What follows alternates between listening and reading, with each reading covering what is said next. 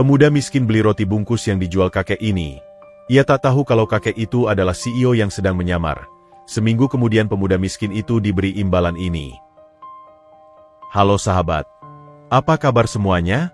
Sebelum masuk ke ceritanya, jangan lupa nyalakan subtitle dan subscribe terlebih dahulu ya. Langit di atas kota metropolitan itu mulai memudar, dilukis oleh gradasi jingga dan ungu senja yang indah. Namun bagi Ferry, keindahan itu hanyalah latar belakang yang tak berarti bagi kepedihan yang menggerogoti relung hatinya.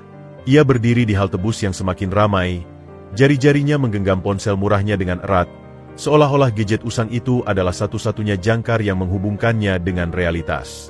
Matanya, yang biasanya masih menyimpan sedikit api harapan, kini redup tak bersinar, menatap fix pada layar yang menampilkan sebuah email. Huruf-huruf itu seolah berteriak menghantam jiwanya yang sudah lelah. Setelah mempertimbangkan dengan matang, kami memutuskan untuk melanjutkan dengan kandidat lain yang lebih sesuai dengan kualifikasi yang kami butuhkan. Kami berterima kasih atas partisipasi Anda. Yang ketiga, gumamnya lirih. Suaranya tenggelam oleh deru mobil dan klakson yang tak sabaran. Ini penolakan yang ketiga kalinya minggu ini. Bayangan kegagalan itu seperti tamparan keras di pipinya. Wawancara kerja hari itu ia jalani dengan penuh persiapan. Ia sudah meminjam kemeja terbaik dari teman kosnya, sudah berlatih jawaban untuk pertanyaan-pertanyaan standar, dan sudah berusaha tampil percaya diri. Tapi tatapan sang interviewer yang dingin dan pertanyaan teknis yang menyudutkan sudah memberi firasat buruk sejak awal. Pengalaman Anda masih sangat kurang, Ferry, kata pria berkacamata yang duduk di seberangnya tadi siang, suaranya datar dan tanpa emosi. Kami mencari seseorang yang bisa langsung berkontribusi, bukan yang perlu banyak dilatih. Ferry hanya bisa mengangguk lemah. Rasa percaya dirinya hancur berkeping-keping. Perjalanan pulangnya terasa panjang dan melelahkan. Bus yang penuh sesak seolah menjadi metafora sempurna untuk kehidupannya. Terhimpit, sesak, dan berjalan tanpa arah yang pasti. Sesampainya di depan pintu kosnya yang sempit, ia mengeluarkan kunci dengan gerakan lamban. Kamar berukuran 3x4 meter itu menyambutnya dengan segala kesederhanaannya. Satu kasur lantai, satu meja belajar kayu yang catnya sudah mengelupas, dan sebuah lemari baju murah yang sudah reot. Di atas meja, tumpukan tagihan listrik dan air menunggu dengan sabar, seperti predator yang sedang mengintai mangsanya. Dengan menghela napas panjang, ia membuka laci dan mengeluarkan dompetnya yang sudah tipis. Ia menghitung uang yang tersisa dengan cermat. 2 lembar 20 ribuan, 1 lembar 10 ribuan, dan beberapa keping recehan. Totalnya tidak sampai 60 ribu rupiah. Bagaimana ini? Katanya pada dirinya sendiri, suaranya parau. Bayar kos aja nggak cukup, apalagi buat makan sampai gajian minggu depan. Ia merebahkan diri di kasur, menatap langit-langit kamar yang bernoda bekas rembesan air hujan. Pikirannya melayang ke kampung halaman, ke orang tuanya yang sudah tua yang masih berjuang menggarap sawah kecil. Ia teringat saat akan merantau, ibunya memberikan sisa tabungan terakhirnya. Ferry, nak, bisik ibunya sambil menyelipkan uang itu ke tangannya. Gunakan ini untuk modal di kota. Ibu percaya kamu bisa. Air mata mulai menggenang di matanya. Rasa bersalah yang amat dalam menghantam hatinya. Sudah setahun ia merantau. Tapi apa yang ia dapat? Hanya tumpukan kegagalan dan rasa malu. Uang dari orang tuanya sudah habis untuk biaya melamar kerja dan bertahan hidup. Sementara gaji dari kerja serabutan di warung kopi yang ia jalani sambil mencari kerja tetap, nyaris tak cukup untuk menutupi kebutuhan pokok. Perutnya keroncongan, mengingatkannya bahwa sejak pagi ia hanya minum teh dan makan sepotong roti. Tapi ia harus memilih, membeli makan malam atau menabung untuk bayar kos yang sudah telat seminggu. Dasar lo lemah, Fer, hardiknya pada dirinya sendiri, mencoba membangkitkan semangat yang sudah nyaris padam. Masih banyak yang lebih susah dari lo. Tapi kata-kata motivasi itu terdengar hampa di telinganya sendiri. Kepalanya pusing, dadanya sesak, dan masa depan terlihat begitu suram. Di kota besar yang penuh gemerlap ini, ia merasa seperti sebutir debu yang mudah diterbangkan angin, tak berarti dan mudah dilupakan. Hari itu, di kamar kosnya yang sempit, Ferry merasa seperti terjebak dalam lorong gelap tanpa ujung, tanpa tahu apakah ada cahaya di ujung terowongan. Angin malam mulai berhembus dingin, menyelinap melalui sela-sela baju lama yang dikenakan Ferry. Dengan langkah gontai, ia berjalan menyusuri trotoar yang dipenuhi pedagang kaki lima yang sedang ramai-ramainya. Aroma berbagai macam makanan menggoda indera penciumannya. Sate yang terbakar, bakso kuah panas, martabak manis, semua seolah memperolok-olok kantongnya yang nyaris kosong. Perutnya semakin keras menggeram. Protes akan kosongnya isi sejak pagi. Ferry menghela napas, mencoba mengalihkan pandangan dari makanan-makanan yang tak terjangkau itu. Tahan saja, Fer. Sebentar lagi sampai kos. Bisiknya pada diri sendiri, mencoba membujuk perutnya yang tak mau dikelabui. Saat ia hampir sampai di ujung jalan, matanya tertumbuk pada sebuah pemandangan yang membuatnya berhenti. Seorang kakek tua, mungkin sudah berusia 70-an, berdiri di samping gerobak roti yang terlihat sangat uzur. Gerobak itu catnya sudah mengelupas di berbagai tempat. Salah satu rodanya sedikit miring, dan tenda plastiknya penuh dengan tambalan. Kakek itu sendiri mengenakan baju lusuh yang sudah pudar warnanya, dengan peci yang juga sudah terlihat tua. Yang paling menyentuh hati Ferry adalah ekspresi wajah kakek itu. Lesu namun tetap berusaha tersenyum. Matanya yang keriput memandang setiap orang yang lewat dengan harapan yang semakin memudar. Roti bungkus, isi spesial, cuma Rp5.000 saja, teriak kakek itu. Suaranya serak dan lemah, hampir tenggelam oleh hiruk-pikuk jalanan. Ferry memperhatikan bagaimana orang-orang lalu lalang dengan cepat, sama sekali tidak melirik gerobak tua itu. Beberapa malah dengan sengaja menghindar, seolah takut terkotori oleh kemiskinan yang terpancar dari kakek dan gerobaknya. Hati Ferry tersentak. Ia melihat bayangan kakeknya sendiri di kampung, orang tua yang juga bekerja keras sampai tua tanpa pernah mengeluh. Sedikit sekali yang membeli, gumam Ferry lirih. Padahal suaranya sudah serak-serak basah. Sebuah pertarungan batin terjadi dalam dirinya. Di satu sisi, uang Rp5.000 adalah jumlah yang sangat berharga baginya saat ini. Bisa untuk membeli nasi bungkus atau ditabung untuk bayar kos. Tapi di sisi lain, air mukanya yang tulus dan baju lusuhnya mengingatkannya pada orang tuanya di kampung. Ah, sudahlah.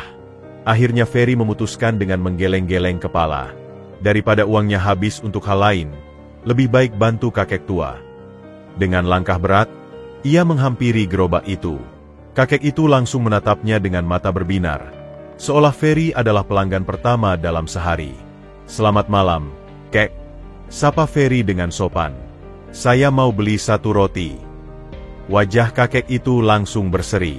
Wah, terima kasih, Nak.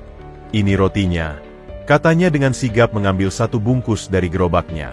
Tangannya yang berkeriput terlihat agak gemetar saat menyerahkan roti itu.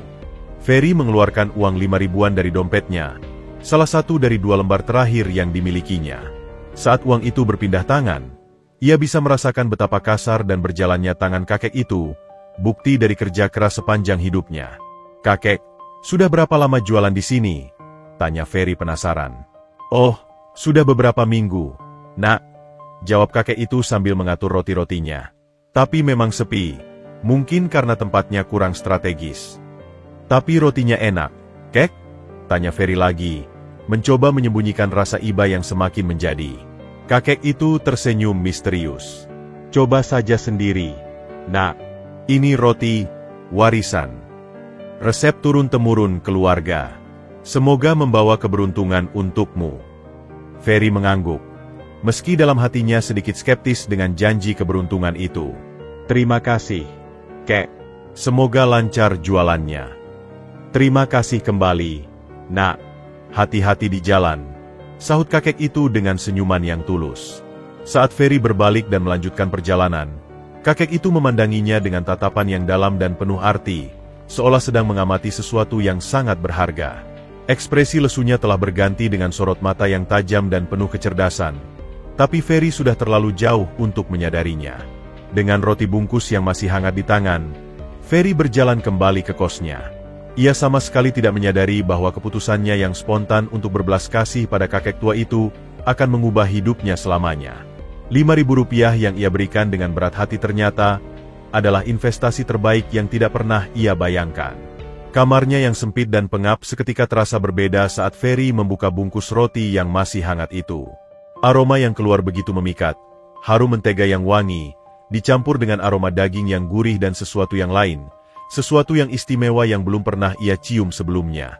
Perutnya langsung bereaksi, menggeram lebih kencang dari sebelumnya, seolah memprotes mengapa ia menunda-nunda untuk segera mencicipi. Duh, baunya enak banget, gumam Ferry sambil mengendus-endus aroma yang menggoda itu. Ia duduk di lantai, bersandar pada dinginnya tembok kamar, dan memandangi roti bungkus di tangannya dengan penuh antusias. Roti itu sendiri terlihat biasa saja. Kulitnya berwarna coklat keemasan, dibungkus kertas minyak yang sederhana. Tapi ada sesuatu yang berbeda, sesuatu yang tidak bisa ia jelaskan. Roti warisan. Ya? Ia membaca kembali nama yang disebutkan sang kakek. Semoga benar-benar membawa warisan keberuntungan, tambahnya sambil sedikit tersenyum getir, mengingat kondisi keuangannya yang memprihatinkan. Dengan penuh harapan, ia membuka bungkusannya sepenuhnya. Tampilan rotinya semakin membuatnya lapar. Rotinya terlihat lembut dan mengembang sempurna, dengan isian yang berlimpah, sosis yang tampak juicy, telur orak-arik yang masih lembab, dan sayuran segar yang renyah. Tapi yang paling menarik perhatiannya adalah saus spesial berwarna kecoklatan yang melimpah, mengkilat under cahaya lampu kamarnya yang redup. Wah, ini jauh lebih mewah dari yang kubayangkan, ucap Ferry takjub. Kok bisa seharga 5.000 saja? Tanpa menunggu lebih lama, ia mengambil gigitan pertama. Dan disitulah keajaiban terjadi. Begitu roti itu menyentuh lidahnya, seluruh indera perasanya seolah hidup dan menari. Tekstur rotinya begitu lembut, seolah meleleh di mulut. Rasa mentega yang kaya dan autentik langsung membanjiri lidahnya.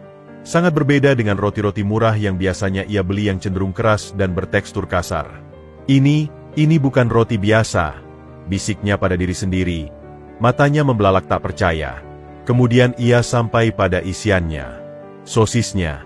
Ya, Tuhan, sosisnya begitu beraroma, dengan tekstur yang padat namun tetap empuk, berasa daging asli bukan tepung. Telurnya begitu creamy, dengan sentuhan lada hitam dan rempah-rempah lain yang harmonis. Dan sausnya adalah sesuatu yang benar-benar ajaib. Rasanya kompleks, sedikit manis, sedikit gurih, dengan aftertaste yang hangat di tenggorokan. Demi apa ini? Ujarnya dengan mulut masih penuh. Hampir tidak percaya dengan apa yang baru saja ia rasakan. Ini rasanya seperti makanan dari restoran bintang 5. Ia terus mengunyah, menikmati setiap detil rasa yang begitu sempurna. Setiap komponen saling melengkapi, tidak ada yang terlalu dominan atau terlalu lemah. Keseimbangan rasanya begitu mengagumkan. Ferry, yang terbiasa dengan makanan seadanya, merasa seperti sedang mencicipi hidangan termewah dalam hidupnya. Kakek tadi bilang resep turun-temurun, gumamnya sambil mengambil gigitan kedua. Tapi ini terlalu sempurna untuk hanya dijual di gerobak dengan harga 5.000. Ia memakan rotinya dengan lebih perlahan sekarang, mencoba menganalisis setiap rasa, setiap tekstur. Ada sesuatu yang tidak biasa di sini. Kualitas bahan-bahannya terasa premium, jauh di atas standar makanan jalanan pada umumnya. Bahkan warung-warung yang lebih mahal pun jarang yang memiliki cita rasa sekompleks ini. Harusnya roti segini enaknya dijual di mall, bukan di pinggir jalan, ucap Ferry sambil menggeleng-geleng kepala. Saat gigitan terakhir menghilang dari tangannya, Ferry merasa begitu puas namun juga penasaran. Perutnya kenyang, tapi pikirannya malah dipenuhi dengan pertanyaan. Bagaimana mungkin seorang kakek tua dengan gerobak usang bisa menghasilkan roti dengan kualitas seperti ini? Mengapa ia menjualnya dengan harga begitu murah? Dan mengapa tidak ada pembeli? Dia membersihkan sisa-sisa remah di bungkus kertas minyak, masih merasakan aftertaste yang menyenangkan di lidahnya.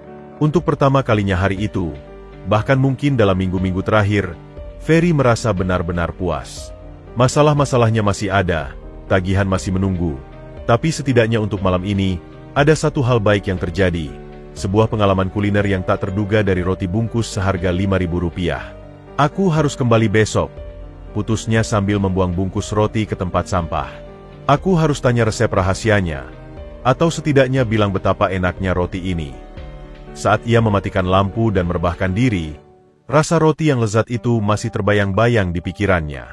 Mungkin, pikirnya sambil memejamkan mata, mungkin benar kata kakek tadi, roti, warisan, ini membawa keberuntungan. Setidaknya, keberuntungan dalam bentuk kepuasan makan malam yang tak terduga. Keesokan harinya, Langit masih kelabu ketika Ferry membuka matanya. Biasanya, bangun pagi adalah rutinitas yang penuh beban. Tetapi hari ini ada sedikit semangat yang menggelora di dadanya.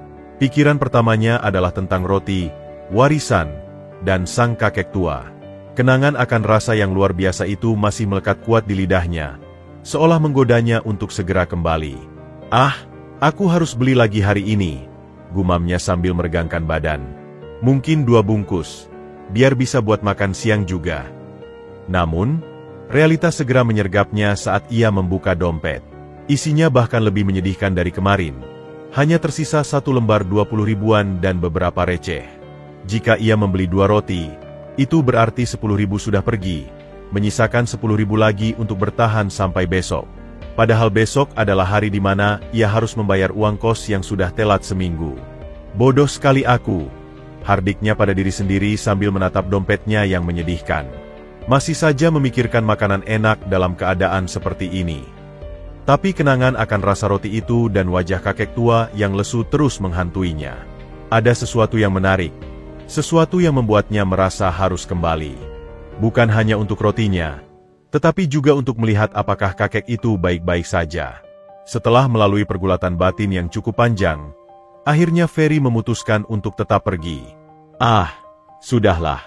Mungkin ini memang rezeki terakhir untuk hari ini," katanya sambil menghela napas berat. Saat matahari mulai naik, Ferry sudah berjalan menuju tempat di mana ia bertemu kakek itu kemarin. Jantungnya berdebar-debar, takut kalau kakek itu sudah tidak ada di sana. Namun, lega menyelimutinya ketika dari kejauhan, ia melihat siluet gerobak tua yang familiar itu masih berdiri di tempat yang sama. "Alhamdulillah," desisnya pelan. Kakek itu terlihat lebih lesu dari kemarin. Posturnya sedikit membungkuk, dan tatapannya kosong ke arah jalanan. Gerobaknya masih sama, uzur dan sepi pembeli. Ferry memperhatikan bagaimana kakek itu sesekali mengusap dahinya dengan sapu tangan lusuh, seperti orang yang kelelahan. "Selamat pagi, Kek," sapa Ferry dengan suara bersemangat, mencoba menyembunyikan keprihatinannya.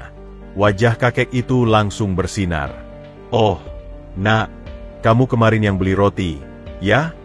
katanya. Matanya berbinar-binar. "Iya, Kek. Saya Ferry. Roti kakek kemarin luar biasa enak," kata Ferry dengan mata berbinar. "Saya sampai tidak bisa tidur memikirkannya. Bagaimana bisa roti seenak itu hanya dijual 5 ribu? Kakek itu tersenyum misterius. "Resep warisan, Nak.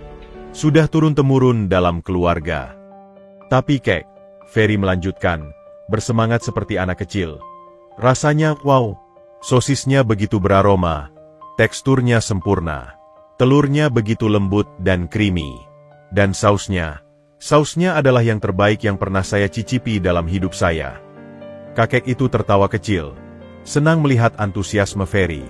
"Kamu detail sekali memperhatikannya, Nak. Kebanyakan orang hanya makan saja, tidak pernah benar-benar mencicipi. Karena ini spesial, Kek. Saya jujur saja, dengan kondisi saya yang pas-pasan ini, saya terbiasa dengan makanan seadanya. Tapi roti kakek ini levelnya berbeda. Harusnya ini laris manis. Orang harus antri untuk membelinya." Wajah kakek itu menunjukkan ekspresi yang sulit dibaca. Ada kebahagiaan, tapi juga sesuatu yang lebih dalam, seperti kepuasan seorang ilmuwan yang eksperimennya berhasil. "Kebahagiaan seorang penjual," kata kakek itu perlahan, "bukanlah ketika rotinya laris, tapi ketika ada yang benar-benar menghargai karyanya. Seperti kamu, Nak." Ferry merasa tersanjung. "Saya hanya berkata jujur, Kek. Ini benar-benar enak. Bahkan lebih enak dari roti-roti mahal yang pernah saya cicipi." "Kalau begitu," kata kakek itu sambil membungkus 2 roti untuk Ferry, "hari ini saya kasih yang spesial. Ada sedikit tambahan keju di dalamnya." "Wah, terima kasih, Kek. Tapi, mohon maaf, saya hanya bisa beli 2 saja hari ini." Ferry menunduk malu, mengeluarkan uang 10 ribuan yang ia pegang erat-erat. "Itu sudah lebih dari cukup, Nak," jawab kakek itu sambil menerima uang tersebut. Tangannya yang berkeriput terlihat lebih stabil dari kemarin.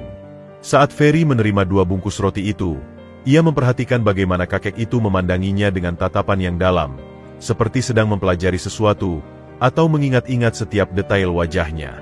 Sampai jumpa besok, Kek, kata Ferry sambil berbalik pergi. Mungkin, Nak, mungkin kita akan bertemu lagi, jawab kakek itu dengan senyuman yang penuh arti. Dalam perjalanan pulang, Ferry merasa ada sesuatu yang aneh dalam percakapan tadi. Ada kedalaman dalam kata-kata kakek itu yang tidak sesuai dengan penampilannya sebagai penjual roti keliling. Tapi ia mengabaikannya, terlalu bersemangat dengan 2 bungkus roti, warisan, yang ia bawa pulang. Yang tidak ia sadari adalah, sementara ia berjalan menjauh, kakek itu mengeluarkan ponsel canggih dari saku celananya yang lusuh dan mulai mengetik sesuatu dengan serius. Ekspresi wajahnya yang tadi tampak lesu dan tua, kini berubah menjadi tajam dan penuh kewibawaan, seperti seorang sutradara yang baru saja menemukan aktor utama untuk drama besarnya. Hari ketiga setelah pertemuan pertamanya dengan sang kakek, Ferry bangun dengan perasaan campur aduk antara antisipasi dan kecemasan. Matahari pagi yang cerah menyinari kamar kosnya yang berantakan, menciptakan bayangan-bayangan panjang di lantai. Hari ini adalah hari di mana ia harus membayar uang kos, dan seperti biasa, ia tidak memiliki cukup uang. Tapi setidaknya, pikirnya, ia bisa menghibur diri dengan roti, warisan, yang luar biasa itu sebelum menghadapi kemarahan pemilik kos. 2 bungkus lagi hari ini, rencananya sambil mengenakan kaos yang paling masih layak. 1 untuk sarapan, 1 untuk makan siang. Setidaknya aku punya sesuatu untuk dinantikan di tengah semua kekacauan ini. Dengan sisa uang yang ia miliki, sekarang tinggal Rp15.000 setelah membeli 2 roti kemarin. Ia berjalan dengan langkah cepat menuju tempat biasa sang kakek berjualan. Pikirannya sudah membayangkan aroma roti hangat yang menggoda, sensasi lembutnya roti di mulut, dan kepuasan yang ia rasakan setelahnya.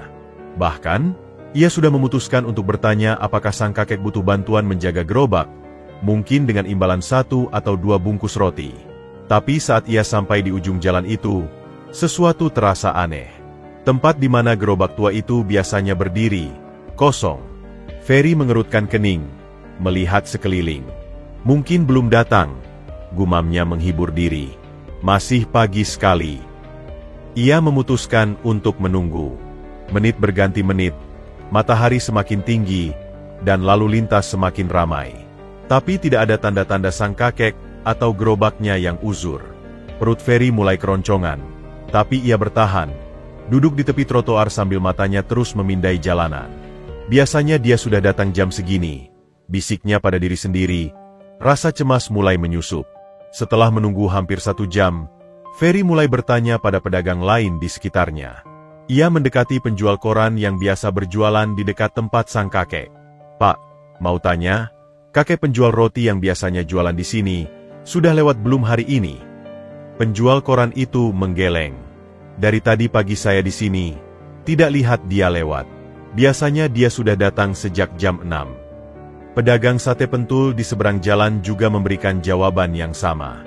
Kakek itu tidak lihat hari ini. Kenapa? Rotinya enak ya? Ferry mengangguk lesu. Sangat enak, Pak. Paling enak yang pernah saya cicipi. Sepanjang hari itu, Ferry kembali ke tempat itu 3 kali. Siang hari, sore hari, dan bahkan setelah maghrib. Setiap kali, hasilnya sama, tempat itu kosong, seolah-olah sang kakek dan gerobaknya hanya ilusi semata. Keesokan harinya, Ferry bangun lebih pagi.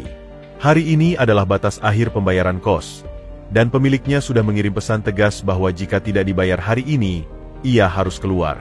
Tapi yang lebih membuatnya gelisah adalah keinginannya untuk menemukan sang kakek. Dia pasti sakit. Ferry membayangkan sambil bergegas ke tempat biasa. Atau mungkin gerobaknya rusak. Tapi lagi-lagi, kenyataan pahit menyambutnya. Tempat itu masih kosong. Bahkan lebih menyedihkan, sekarang ada pedagang lain yang sudah mengambil alih tempat itu. Seorang penjual gorengan dengan gerobak baru yang mengkilap. Ferry merasa hampa, seperti kehilangan sesuatu yang berharga.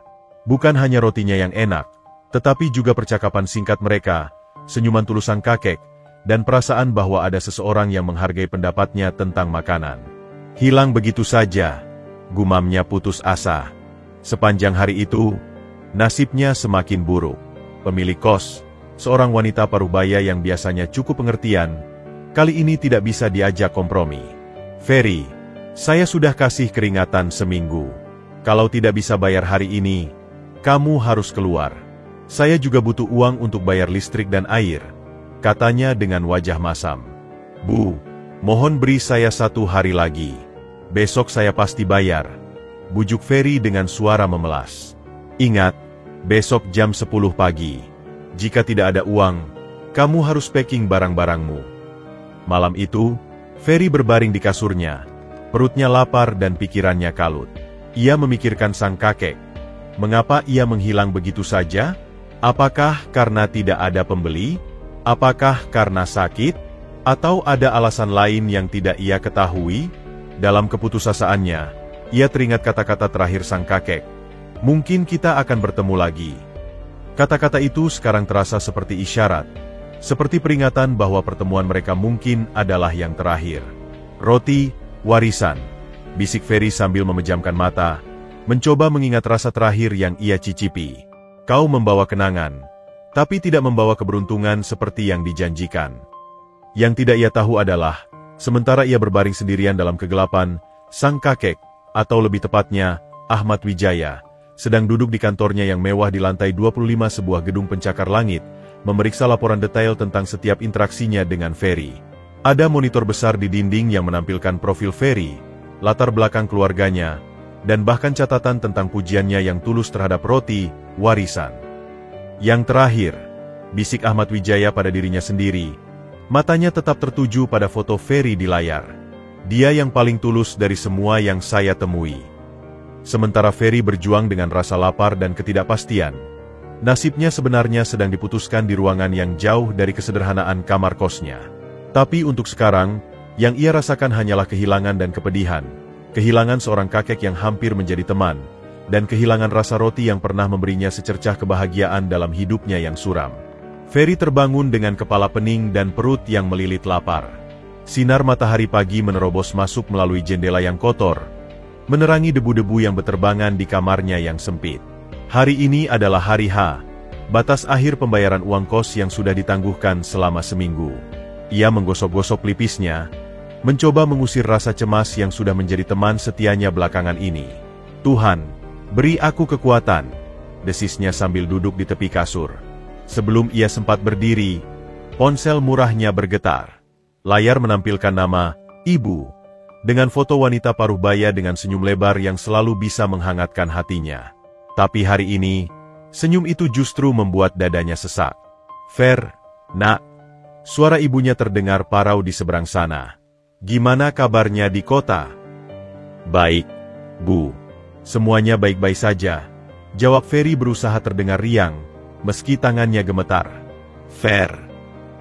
Nada ibunya berubah serius. Adikmu, Sari, dia demam tinggi sudah 3 hari. Dokter bilang harus dirawat. Katanya infeksi paru-paru. Dada Ferry seketika terasa dingin. Infeksi paru-paru? Tapi, kenapa bisa?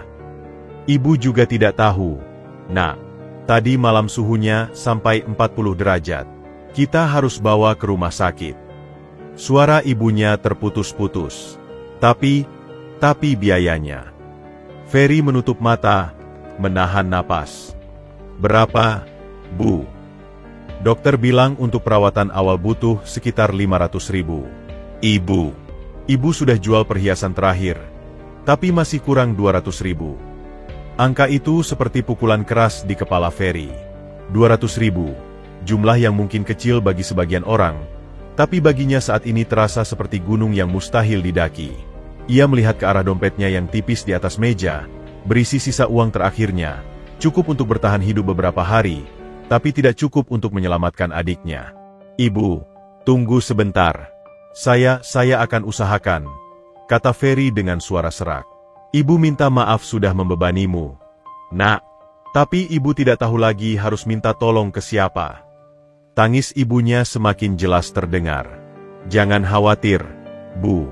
Sari pasti akan baik-baik saja. Ibu jaga kesehatan juga, ya.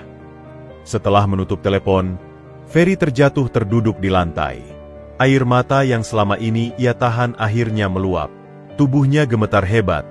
antara marah pada keadaan dan putus asa pada dirinya sendiri yang tak berdaya.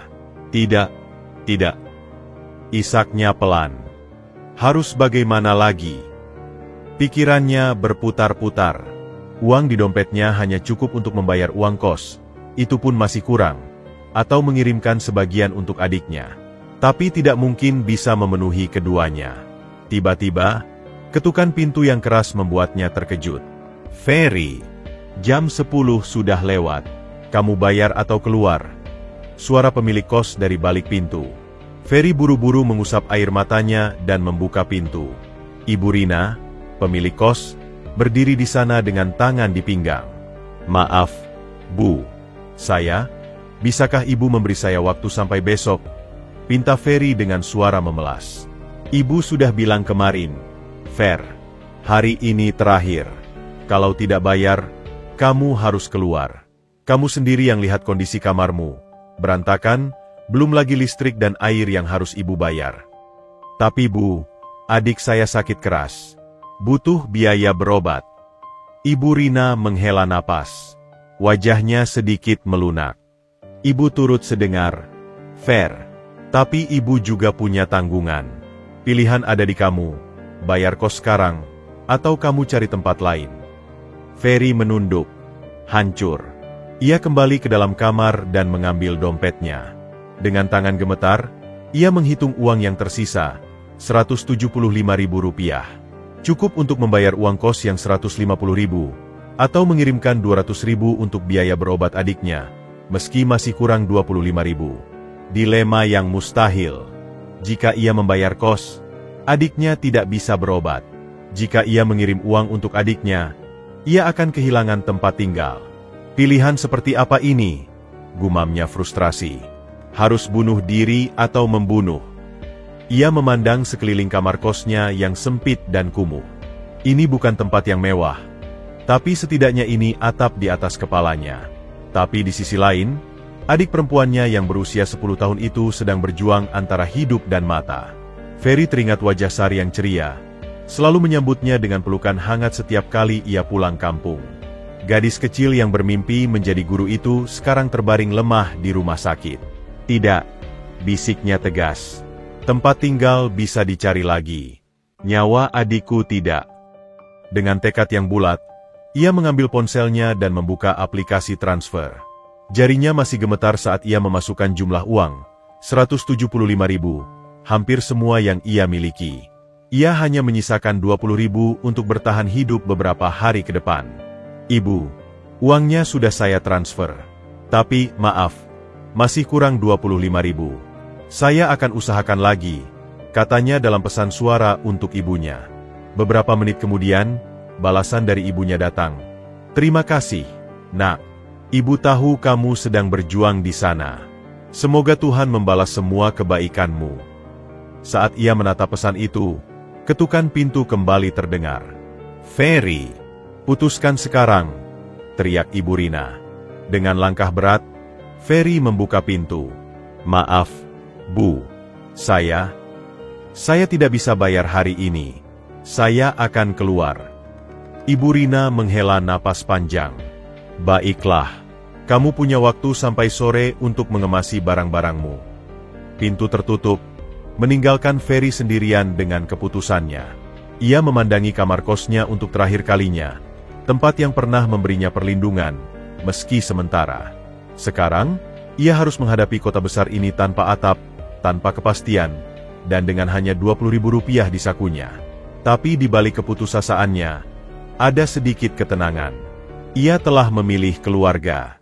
Ia telah memilih kehidupan adiknya di atas kenyamanannya sendiri. Dan entah mengapa, meski masa depannya suram, hati kecilnya berkata bahwa ini adalah keputusan yang benar. "Semoga ini tidak menjadi kesalahan terbesarku," bisiknya, sambil mulai mengemasi barang-barangnya yang sedikit ke dalam tas ransel usang. Malam itu, kota menyala dalam gemerlap lampu yang tak pernah tidur. Namun bagi Ferry, dunia terasa gelap gulita. Tas ranselnya yang sudah usang terasa berat di pundaknya, bukan hanya karena berisi semua barang miliknya yang sederhana, tapi karena beban kehidupan yang semakin tak tertahankan. Kakinya melangkah tanpa arah yang jelas, menyusuri trotoar yang dipenuhi orang-orang dengan tujuan pasti, pulang ke rumah, bertemu keluarga, atau sekadar bersantai setelah seharian bekerja. Di mana aku harus tidur malam ini? Gumamnya. Mata jelalatan mencari tempat yang mungkin bisa memberinya perlindungan sementara. Angin malam berhembus dingin, menerobos melalui baju tipis yang ia kenakan. Ferry merapatkan jaketnya yang sudah mulai botak di beberapa bagian, mencoba menahan gigitan udara malam. Perutnya keroncongan hebat, mengingatkan bahwa sejak pagi ia hanya minum air putih. Rp20.000 di sakunya terasa seperti harta yang harus ia lindungi mati-matian. Kalau aku makan malam 10.000, tinggal 10.000 untuk besok. Tapi kalau tidak makan sama sekali. Pikirannya berputar-putar dalam lingkaran keputusasaan.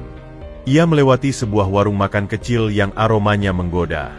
Beberapa orang duduk menikmati makanan hangat dengan wajah puas. Ferry menelan air liur, lalu memalingkan muka. Uang itu harus ia simpan untuk keadaan darurat. Setelah berjalan hampir 1 jam, kakinya mulai pegal. Ia menemukan sebuah taman kecil yang relatif sepi. Bangku beton di sudut taman itu terlihat tidak terlalu bersih. Tapi setidaknya itu adalah tempat untuk beristirahat. Disinilah rumahku malam ini, katanya pada diri sendiri dengan senyum getir. Saat ia meletakkan tasnya, tangannya tanpa sengaja menyentuh sesuatu yang keras di saku celananya. Ia mengeluarkan benda itu, sebuah bungkus kertas yang sudah kusut. Masih tersisa 1 bungkus roti, warisan, yang ia beli 2 hari lalu dan lupa dimakan. Roti itu sudah tidak hangat lagi, tapi masih terlihat utuh. Dengan hati-hati, ia membuka bungkusannya. Aroma roti itu masih tercium, meski tidak seharum dulu. Tanpa berpikir panjang, ia menggigitnya. Rotinya sudah tidak lembut lagi, tapi rasanya masih begitu istimewa. Bahkan dalam keadaan dingin dan sudah agak keras, cita rasanya masih jauh di atas makanan biasa. Siapa sebenarnya kakek itu? Gumam Ferry sambil mengunyah perlahan. Bagaimana mungkin roti biasa bisa seenak ini? Kenangan akan percakapan singkatnya dengan sang kakek muncul kembali. Kata-kata terakhirnya, mungkin kita akan bertemu lagi. Kalimat itu sekarang terasa seperti teka-teki yang belum terpecahkan. Tiba-tiba, hujan mulai rintik-rintik. Ferry mengutuk dalam hati. Ia mencari tempat berteduh. Tapi taman itu tidak memiliki atap yang memadai. Dengan tergopoh-gopoh, ia berlari ke bawah jembatan penyeberangan orang terdekat. Tempat itu sudah dipenuhi beberapa gelandangan lain yang juga mencari perlindungan. Tempat ini sudah penuh, anak muda, kata seorang pria tua dengan bau yang tidak sedap. Tolong, Pak, hujan deras. Saya hanya numpang sebentar, pinta Ferry. Pria itu mengangguk tidak bersemangat. Ferry duduk di sudut yang agak jauh, memeluk tasnya erat-erat. Suara hujan yang menghantam aspal dan atap jembatan menciptakan simfoni yang menyedihkan. Ia melihat para gelandangan itu, beberapa tidur dengan tenang, beberapa lainnya mengobrol dengan suara pelan. Mereka sudah terbiasa dengan kehidupan seperti ini. Apakah ini yang akan terjadi padaku? Bisik Ferry, ketakutan. Menjadi seperti mereka. Dingin mulai merasuk ke tulangnya. Ia menggigil, berusaha mencari kehangatan dengan memeluk lututnya. Pikirannya melayang ke kampung halaman, ke rumah sederhana di mana keluarganya tinggal. Ia ingat bagaimana dulu ia dan adiknya berbagi kamar kecil, bercerita tentang mimpi-mimpi mereka sebelum tidur.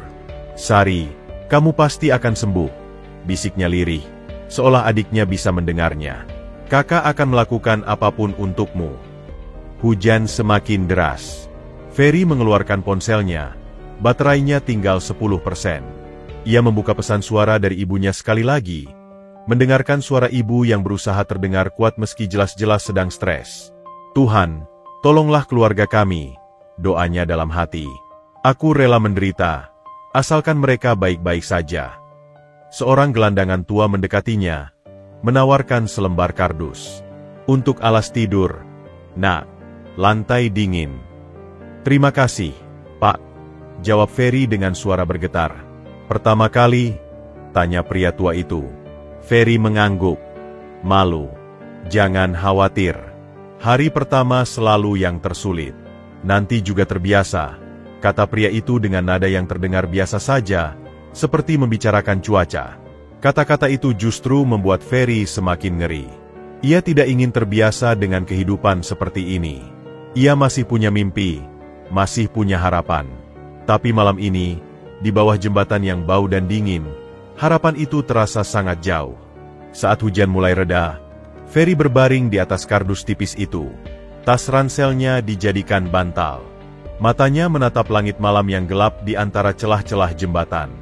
Bintang-bintang tidak terlihat, tertutup polusi cahaya kota. Roti, warisan, bisiknya sambil memejamkan mata, mencoba mengingat rasa terakhir yang ia cicipi.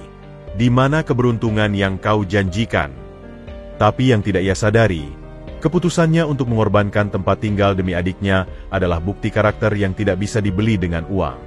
Dan di suatu tempat, seseorang sedang mengamati setiap langkahnya, mencatat setiap pilihan sulit yang ia buat, dan bersiap untuk memberikan warisan yang sesungguhnya. Ferry terbangun dengan tubuh kaku dan dingin. Sinar matahari pagi menyilaukan matanya yang bengkak, dan setiap otot di tubuhnya protes saat ia mencoba untuk bergerak. Rasanya seperti seluruh badan diinjak-injak. Malam yang dihabiskan di bawah jembatan meninggalkan bekas yang dalam, bukan hanya secara fisik, tapi juga mental. Suara klakson dan deru kendaraan sudah ramai, mengingatkannya bahwa kehidupan kota terus berjalan, dengan atau tanpa dirinya. Bangun, pemuda.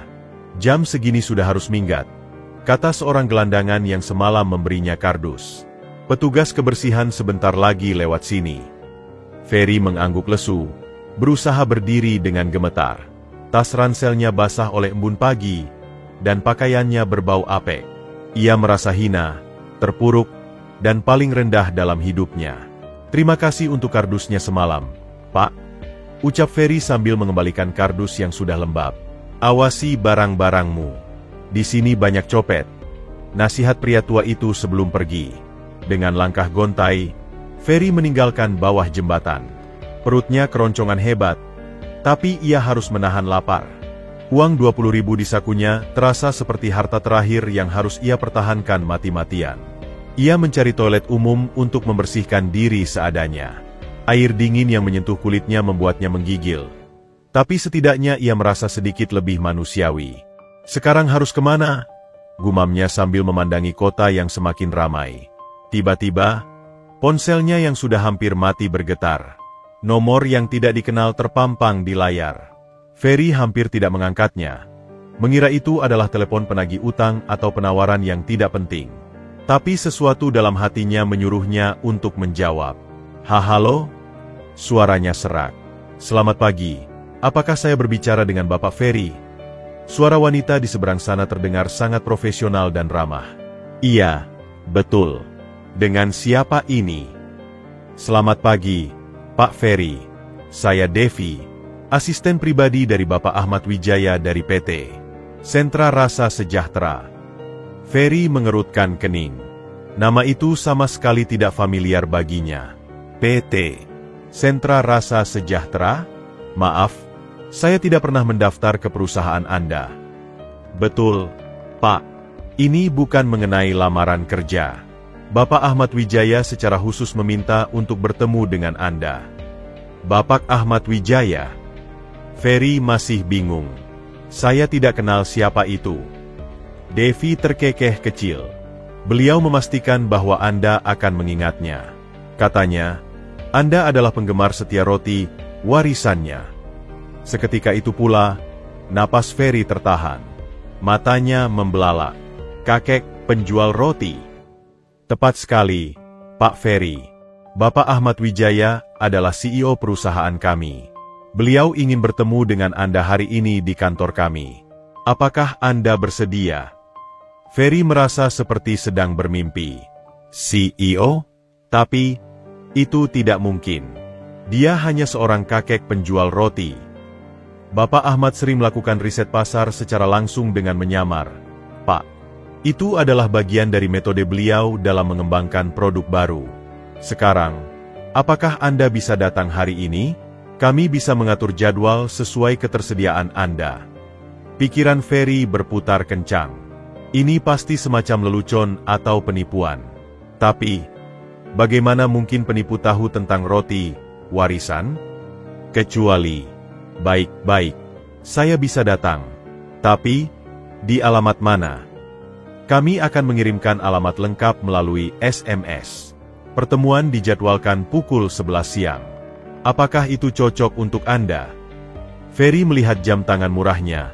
Sudah pukul 9.30. Iya, cocok. Tapi, boleh saya tahu apa ini tentang? Bapak Ahmad yang akan menjelaskan semuanya secara langsung. Pak Ferry, kami tunggu kedatangan Anda. Setelah menutup telepon, Ferry berdiri terpaku di tempat. Pikirannya kacau balau. Kakek penjual roti yang lemah dan lusuh itu adalah seorang CEO? Perusahaan besar? Itu mustahil. Tapi telepon tadi terdengar sangat resmi, dan mereka tahu tentang roti, warisan. Beberapa detik kemudian, SMS masuk dengan alamat lengkap sebuah gedung perkantoran megah di pusat bisnis kota. Ferry semakin bingung. Tempat itu adalah lokasi yang sangat prestisius, jauh dari dunia yang ia kenal. Ini pasti salah orang, gumamnya. Atau mungkin aku sedang dijadikan bahan olok-olok. Tapi hatinya berkata lain. Ada harapan kecil yang mulai tumbuh. Mungkin saja ini adalah keberuntungan yang dijanjikan oleh roti, warisan, itu. Dengan sisa keyakinan yang ia miliki, Ferry berjalan menuju halte bus. Uang Rp20.000-nya akan ia gunakan untuk transportasi. Jika ini adalah penipuan, maka ia akan benar-benar bangkrut dan terdampar. Tapi jika ini nyata, haruskah aku percaya? Tanyanya pada diri sendiri sambil menunggu bus. Saat bus tiba, Ferry masih ragu-ragu. Tapi kemudian ia teringat kata-kata terakhir sang kakek. Mungkin kita akan bertemu lagi. Kata-kata itu sekarang terasa seperti nubuat. Dengan tekad bulat, ia naik ke bus, membayar ongkos dengan uang terakhirnya. Perjalanan menuju alamat yang diberikan terasa seperti perjalanan menuju takdir yang tidak ia pahami. Setiap detik, pertanyaan yang sama berputar di kepalanya. Mengapa seorang CEO perusahaan besar ingin bertemu dengan pemuda miskin dan gagal seperti dirinya? Yang tidak ia sadari adalah, sementara bus membawanya semakin dekat ke gedung megah itu, takdirnya sedang menunggu untuk berubah selamanya. Dan jawaban dari semua pertanyaannya akan segera terungkap dalam pertemuan yang akan mengubah hidupnya. Bus yang ditumpangi Ferry melambat mendekati halte megah di kawasan bisnis utama kota. Melalui jendela yang kotor, Ferry bisa melihat pemandangan yang sama sekali asing baginya. Gedung-gedung pencakar langit menjulang tinggi, seolah bersaing menyentuh awan. Orang-orang lalu lalang dengan pakaian formal dan ekspresi serius, membawa tas laptop yang elegan. Suasana di sini begitu berbeda dengan lingkungan kos-kosan kumuhnya, atau pasar tradisional yang biasa ia kunjungi. Halte Plaza Sentral, terdengar suara otomatis dari dalam bus. Segera turun untuk gedung-gedung perkantoran di kawasan Sudirman. Dengan jantung berdebar kencang, Ferry turun dari bus. Kakinya terasa lemas, bukan hanya karena lapar dan lelah, tetapi juga karena rasa gentar yang mendalam. Ia berdiri sebentar di halte, mencoba memproses lingkungan barunya yang begitu mewah dan intimidating. Gedung sentra, di mana ya? Gumamnya sambil melihat sekeliling. Seorang security yang berdiri di depan sebuah gedung megah memperhatikannya dengan curiga. Ferry menyadari penampilannya yang lusuh dan berantakan sangat kontras dengan lingkungan sekitar. Jaketnya yang sudah pudar, celana jeans yang mulai tipis di beberapa bagian, dan sepatu kets yang sudah dekil. Semuanya berteriak bahwa ia tidak berada di tempat yang seharusnya. Dengan malu-malu, ia menghampiri sang security. Permisi, Pak. Saya mencari gedung sentra untuk PT Sentra Rasa Sejahtera. Security itu memandanginya dari ujung kepala sampai kaki. Ada janji, Bang. Iya, Pak. Saya diundang oleh Bapak Ahmad Wijaya. Ekspresi security itu langsung berubah. Matanya membelalak. Lalu segera berusaha menyembunyikan keheranannya. Bapak Ahmad Wijaya? CEO-nya? Sepertinya iya, Pak. Tunggu sebentar, saya konfirmasi dulu. Security itu berbicara melalui handy-talkie-nya dengan suara berbisik. Ferry bisa mendengar percakapan itu samar-samar. Ada tamu, mengaku diundang langsung oleh Pak CEO, penampilan M kurang rapi.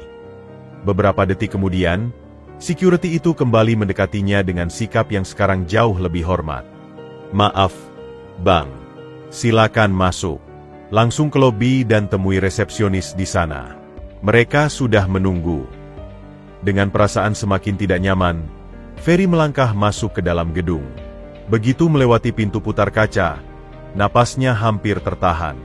Lobi gedung itu begitu megah dan mewah. Lantai marmer yang mengilap, langit-langit tinggi dengan lampu kristal, furnitur modern yang elegan, dan aroma parfum yang harum menyegarkan. Di sekelilingnya, karyawan-karyawan dengan pakaian bisnis yang sempurna berjalan cepat dengan percaya diri. Ia merasa seperti ikan yang keluar dari air. Setiap langkahnya terasa berat, dan ia sadar betul bahwa semua mata seolah-olah tertuju padanya. Beberapa orang meliriknya dengan pandangan heran, ada yang mencoba menyembunyikan senyum sinis, sementara yang lain langsung memalingkan muka. Dengan malu, ia mendekati meja resepsionis yang besar dan mengilap. Dua wanita cantik dengan riasan sempurna dan pakaian profesional duduk di belakangnya. "Selamat siang, ada yang bisa saya bantu?" tanya salah satu resepsionis dengan senyum ramah, meski matanya memperhatikan penampilan Ferry dengan cepat. "Saya Ferry. Saya diundang oleh Bapak Ahmad Wijaya pukul 11. Wajah kedua resepsionis itu langsung berubah. Mereka saling memandang dengan ekspresi heran. Lalu salah satunya segera mengecek komputer di depannya. Ferry. Gumamnya sambil mengetik sesuatu. "Oh, iya, Tuan Ferry. Kami sudah menunggu. Silakan ikuti saya." Resepsionis itu berdiri dan memimpin Ferry menuju elevator khusus.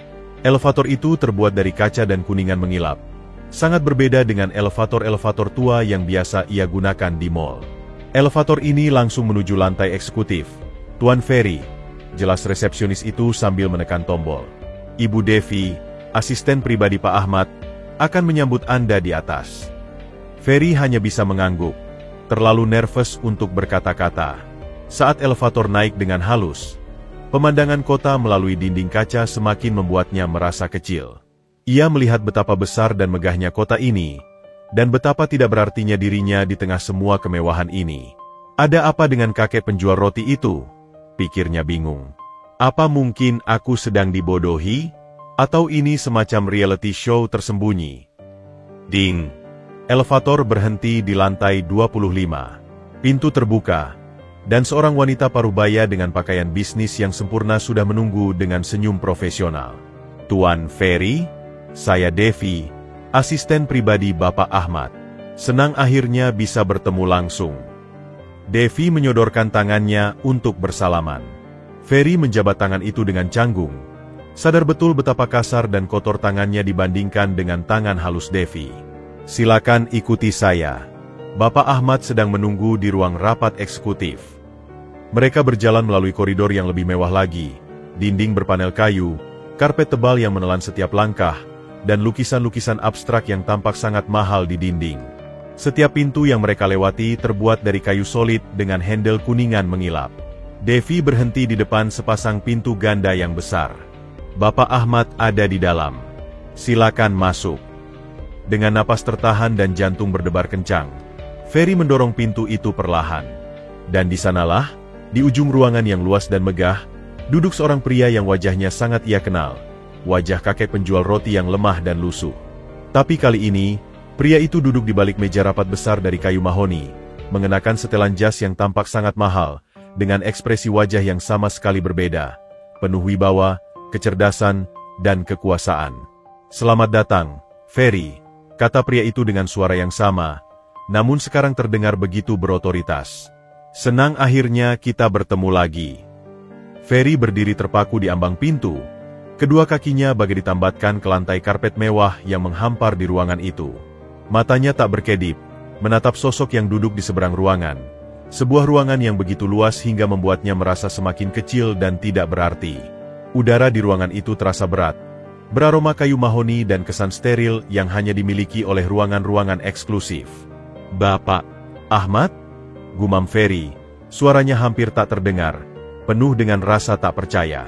Sosok yang duduk di balik meja rapat besar itu tersenyum. Ya, itu memang kakek penjual roti yang ia kenal. Wajah yang sama, kerutan di sudut mata yang sama, bahkan senyuman yang sama. Tapi semuanya terlihat begitu berbeda dalam setting yang sekarang. Jas abu-abu yang sempurna potongannya, kemeja putih bersih, dasi sutra yang simetris, rambut yang tertata rapi, dan yang paling mencolok, sorot mata yang tajam, penuh kewibawaan, dan sama sekali tidak menunjukkan kelelahan atau kepasrahan seperti yang ia lihat sebelumnya. "Silakan masuk, Ferry," kata Ahmad Wijaya dengan suara yang sama namun sekarang terasa begitu berbeda, dalam, beresonansi, dan penuh otoritas. "Jangan berdiri di sana saja." Dengan langkah goyah, Ferry melangkah masuk. Pintu besar di belakangnya tertutup perlahan dengan sendirinya. Suaranya yang empuk justru membuatnya semakin nervous. Setiap langkahnya di atas karpet tebal terasa seperti berjalan di atas awan, tidak stabil dan membuatnya pusing. "Silakan duduk." Ahmad menunjukkan ke arah kursi kulit mewah di seberang mejanya. Ferry perlahan duduk. Tubuhnya terasa kaku. Tangannya berkeringat. Dan ia berusaha menyembunyikan gemetar di jari jemarinya dengan menaruhnya di pangkuan. Matanya masih tak percaya, memandangi setiap detail ruangan, dinding berpanel kayu gelap, rak buku berisi jilid-jilid tebal, sertifikat dan piagam dalam bingkai mewah, serta pemandangan kota yang memukau dari jendela lantai ke-25. Saya tidak mengerti." Akhirnya Ferry bisa mengeluarkan kata-kata. "Anda, kakek penjual roti itu." Ahmad Wijaya mengangguk perlahan. Senyum kecil masih mengembang di bibirnya. "Iya, Ferry. Itu adalah saya. Tapi izinkan saya memperkenalkan diri secara formal. Saya Ahmad Wijaya, CEO dan pemilik PT Sentra Rasa Sejahtera." Ferry menggeleng-geleng kepala, masih tak percaya. Tapi, mengapa? Mengapa seorang CEO harus menyamar sebagai penjual roti keliling? Ahmad berdiri dan berjalan mendekati jendela besar di belakang mejanya. Tangannya terkunci di belakang punggung. Posturnya tegap dan penuh wibawa. "Ferry, perusahaan kami akan meluncurkan produk baru, sebuah line roti premium dengan nama Warisan. Seperti namanya, ini adalah warisan keluarga saya, resep turun-temurun yang telah dimodernisasi." Dia berbalik menghadap Ferry. "Tapi saya tidak ingin terjebak dalam gelembung eksekutif. Saya ingin tahu reaksi langsung dari konsumen, tanpa pengaruh merek, kemasan mewah, atau marketing. Saya ingin penilaian yang jujur terhadap rasa." Ferry masih bingung. Tapi, ada banyak cara untuk riset pasar. Mengapa harus menyamar seperti itu? Karena, Ahmad kembali ke kursinya, matanya menatap Ferry dengan intens. "Orang akan berkata yang ingin kita dengar ketika tahu mereka sedang diuji. Tapi ketika mereka berpikir mereka hanya berhadapan dengan seorang kakek tua penjual roti keliling, reaksi mereka lebih autentik." Dia melanjutkan, "Selama 3 minggu, saya berkeliling kota dengan gerobak tua itu. Saya menjual roti, warisan, dengan harga murah, mengamati setiap reaksi, setiap komentar." Ahmad mengeluarkan tablet dari laci mejanya dan membuka beberapa file. "Dalam 3 minggu itu, saya melayani 347 pembeli. Kebanyakan dari mereka hanya membeli, makan, dan pergi. Beberapa mengeluh harganya terlalu mahal untuk roti keliling. Beberapa lainnya bahkan tidak menghabiskan rotinya." Lalu dia menatap Ferry dengan pandangan yang dalam. "Tapi kamu berbeda." Ferry merasa tenggorokannya kering. Kamu adalah satu-satunya yang kembali untuk membeli kedua kalinya. Kamu satu-satunya yang dengan tulus memuji rasa rotinya, bahkan dengan antusiasme yang begitu nyata." Ahmad menyorotkan tampilan di tabletnya ke arah Ferry. "Dan kamu satu-satunya yang, meski jelas-jelas dalam kesulitan finansial, tetap memilih untuk membantu seorang kakek tua yang kamu pikir lebih membutuhkan." Ferry tercengang. "Bagaimana Anda tahu tentang kesulitan finansialmu?" Ahmad menyelesaikan kalimatnya. "Ferry, bagian dari riset ini adalah menyeleksi calon pembeli. Kami memilih lokasi-lokasi di mana orang dari berbagai lapisan ekonomi bisa ditemui. Dan saat kamu pertama kali membeli roti itu, kami sudah melakukan background check sederhana." Dia mengetuk tabletnya. "Ferry, 23 tahun, lulusan SMA, merantau ke kota setahun lalu. Tinggal di kos sederhana di daerah Palmerah. Bekerja serabutan di warung kopi sambil mencari pekerjaan tetap. Sudah ditolak di 12 wawancara kerja dalam 3 bulan terakhir. Dan yang paling menarik." Ahmad memandang Ferry dengan ekspresi yang sulit dibaca. Kemarin kamu memilih untuk mengirim hampir semua uangmu untuk biaya berobat adikmu, dan konsekuensinya kamu diusir dari kos dan harus tidur di bawah jembatan. Ferry merasa seperti ditampar. Rasanya seluruh hidupnya terbuka lebar di depan pria ini. Anda memata-matai saya. Bukan memata-matai, Ferry. Ini due diligence. Ketika kami menemukan seseorang dengan potensi, kami ingin memastikan bahwa kami tidak salah menilai karakternya. Karakter. Ferry masih tak mengerti. Ahmad berdiri lagi dan mulai berjalan perlahan di sekitar ruangan. Ferry, dalam bisnis, yang paling sulit dicari bukanlah orang pintar. Orang pintar ada di mana-mana. Yang paling berharga adalah orang dengan karakter baik, kejujuran, empati, integritas. Dan kamu telah menunjukkan semua itu. Dia berhenti di depan Ferry. Ketika kamu memuji roti itu datang dari ketulusan. Ketika kamu kembali membeli padahal uangmu terbatas, itu menunjukkan empati. Dan ketika kamu memilih membantu adikmu meski harus kehilangan tempat tinggal. Ahmad berhenti sebentar, matanya berkaca-kaca. Itu menunjukkan integritas dan prioritas hidup yang benar. Ferry duduk terdiam, mencoba mencerna semua yang didengarnya. Ini seperti mimpi yang aneh. Dari tidur di bawah jembatan menjadi duduk di ruangan mewah seorang CEO yang ternyata adalah kakek penjual roti yang ia tolong. Jadi, semua ini adalah semacam tes? Tanya Ferry pelan. Bisa dikatakan demikian, jawab Ahmad kembali ke kursinya. Tapi bukan tes yang disengaja untukmu secara personal. Kamu kebetulan muncul dan menunjukkan kualitas yang selama ini saya cari.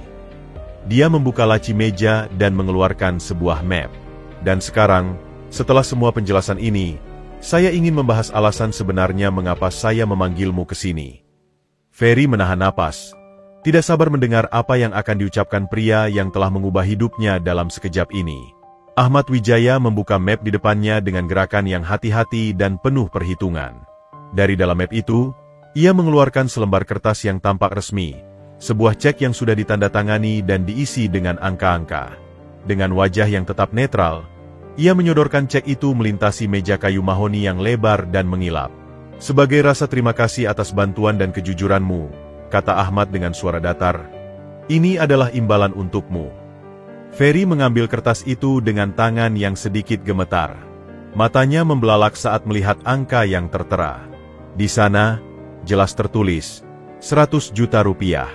Ia mengedipkan mata beberapa kali, memastikan bahwa ia tidak salah baca. Tapi tidak, angka itu tetap sama, 100 juta rupiah. Jumlah yang bagi orang lain mungkin biasa, tapi baginya adalah kekayaan yang tak terbayangkan. 100 juta? Gumamnya, suaranya parau. Tangannya gemetar lebih hebat, membuat kertas cek itu bergetar-getar. Ini tidak mungkin. Itu benar-benar asli, Ferry, kata Ahmad dengan tenang, mengamati setiap perubahan ekspresi di wajah Ferry. Cek itu bisa kamu cairkan di bank manapun. Uang itu akan cukup untuk membayar semua utangmu, membeli tempat tinggal yang layak, dan bahkan menyekolahkan adikmu dengan baik. Ferry terus menatap cek itu. Pikirannya berputar kencang. Dengan uang ini, semua masalahnya akan selesai dalam sekejap. Ia tidak perlu lagi tidur di bawah jembatan, tidak perlu khawatir tentang biaya pengobatan adiknya, tidak perlu memikirkan bagaimana membayar tagihan-tagihan yang menumpuk. Ini adalah solusi instan dari semua penderitaannya. Bapak, saya. Ferry mencari kata-kata, tapi lidahnya terasa kaku. Ambil saja, Ahmad menyeringai. Itu hakmu. Kamu telah membantu saya dengan tulus. Sekarang giliran saya membalas kebaikanmu. Tapi semakin lama Ferry memandangi cek itu, semakin tidak nyaman perasaannya. Sesuatu dalam hatinya bergolak. Ia teringat pada percakapan mereka di pinggir jalan. Bagaimana ia memuji roti itu karena memang rasanya enak, bukan karena mengharapkan imbalan. Ia teringat bagaimana ia membeli roti itu karena iba pada kakek tua, bukan karena tahu bahwa ia adalah seorang CEO. Tunggu, kata Ferry tiba-tiba, meletakkan cek itu kembali di atas meja dengan gerakan yang hampir refleks. Saya tidak bisa menerima ini. Ahmad mengangkat alis, tertarik. Mengapa tidak? Kamu butuh uang, bukan? Saya lihat sendiri kamu sampai harus tidur di bawah jembatan. Bukan itu masalahnya, Pak, jawab Ferry. Matanya menatap lantai sejenak sebelum berani menatap Ahmad. Saya memang butuh uang. Tapi, saya tidak membantu Bapak dengan harapan mendapat imbalan. Saya hanya melakukan apa yang saya rasa benar. Ahmad menyilangkan tangannya di dada. Ekspresinya semakin penasaran. Jadi menurutmu, menerima imbalan untuk kebaikan itu tidak benar? Ferry menghela napas, mencoba menyusun kata-kata. Bukan begitu. Tapi, jumlah ini terlalu besar. Saya hanya membeli beberapa roti seharga 5.000, dan memuji rasanya. Itu tidak pantas dibayar dengan 100 juta. Tapi kamu juga kehilangan tempat tinggal karena memilih membantu adikmu, balas Ahmad. Bukankah uang ini akan membantumu mendapatkan tempat tinggal yang layak? Ya, tapi... Ferry berhenti, mencari kata yang tepat. Bapak bilang tadi bahwa yang Bapak cari adalah kejujuran dan ketulusan. Jika saya menerima uang ini, rasanya seperti saya telah menjual ketulusan saya. Seolah-olah semua pujian dan bantuan saya selama ini ada harganya, 100 juta. Ruangan menjadi sunyi. Hanya suara AC yang berdesis pelan terdengar. Ahmad memandangi Ferry dengan tatapan yang dalam, seolah mencoba membaca jiwa pemuda di depannya. Jadi apa yang kamu usulkan? Tanya Ahmad akhirnya. Haruskah saya tidak memberikan apa-apa padamu? Ferry menggeleng. Bukan itu maksud saya. Tapi, mungkin sesuatu yang lebih pantas. Atau kesempatan. Kesempatan. Ahmad menyeringai. Tertarik. Bapak bilang perusahaan Bapak sedang mengembangkan produk baru. Dan Bapak menghargai pendapat jujur saya tentang rasa roti itu. Ferry semakin percaya diri. Mungkin saya bisa membantu dalam hal itu. Dengan cara yang lebih wajar. Ahmad berdiri dan berjalan mendekati jendela, memandang kota di bawahnya. Jadi kamu lebih memilih kesempatan bekerja daripada menerima uang tunai yang bisa menyelesaikan semua masalahmu saat ini? Ferry menarik napas dalam. Uang tunai akan habis, Pak. Tapi kesempatan bekerja, itu bisa mengubah hidup saya dalam jangka panjang. Tapi kamu sadar, kan? Ahmad berbalik menghadap Ferry. Dengan menerima tawaran kerja, kamu harus membuktikan diri. Kamu harus bekerja keras. Tidak seperti menerima uang tunai yang bisa langsung kamu nikmati. Saya tahu, jawab Ferry tegas. Tapi setidaknya, dengan bekerja, saya merasa pantas mendapatkan apa yang saya peroleh. Tidak seperti menerima hadiah yang rasanya tidak saya layak dapat. Ahmad kembali ke kursinya, dan kali ini senyumnya lebih hangat, lebih tulus. Ferry, kamu baru saja lulus ujian yang paling penting. Ferry mengerutkan kening. Ujian. Ya, angguk Ahmad. Ujian kejujuran. Banyak orang yang dalam posisimu akan langsung menerima cek itu tanpa berpikir dua kali. Tapi kamu justru menolaknya karena merasa tidak pantas. Kamu memilih jalan yang lebih sulit. Bekerja, karena itu yang menurutmu benar. Dia mengambil cek itu dan menyimpannya kembali ke dalam map. Dan itulah yang membedakan orang berkarakter dengan orang biasa. Ferry masih terduduk, mencoba memahami apa yang baru terjadi. Jadi, tadi adalah bagian dari tes. Seluruh hidup adalah tes, Ferry, jawab Ahmad dengan bijak. Dan kamu baru saja lulus dengan nilai sempurna. Dia kemudian mengambil dokumen lain dari map yang sama. Nah, sekarang mari kita bicara serius tentang tawaran kerja yang kamu inginkan.